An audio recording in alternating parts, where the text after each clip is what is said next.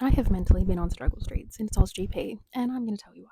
No, it's not just the usual post Grand Prix blues, because everyone gets that. No, this is content creation related. Now, while I was in Melbourne, I had the absolute pleasure of attending some amazing events at track and off track, and I've tried to take you along with me on every step of the way. And in doing so, in these experiences, I have met some amazing people who are content creators, who aren't content creators, who are just fans of motorsport, all of the above. And it was amazing. But there is always the exception to the rule, isn't there? And in turn, I met some of the rudest, bitchiest, most ungrateful people possibly of my life. And the mental battle comes from seeing those people who are so ungrateful and so rude and who look down on others succeeding and having a platform.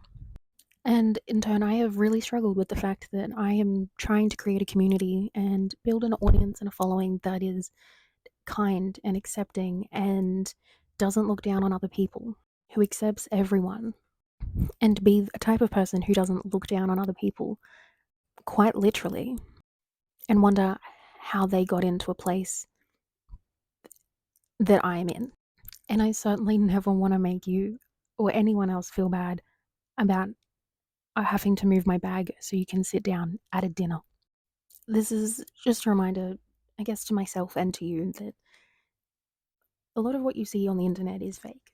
And I do try to be as genuine as possible. But there are some creators out there who don't. They put up this facade that they are kind and loving and accepting. But the reality when you meet them in person is very, very different.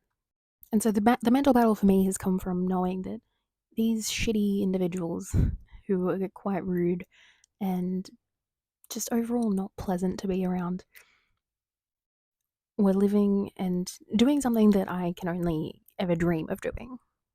And it really just made me question what I was doing it for and why I started making content in the first place.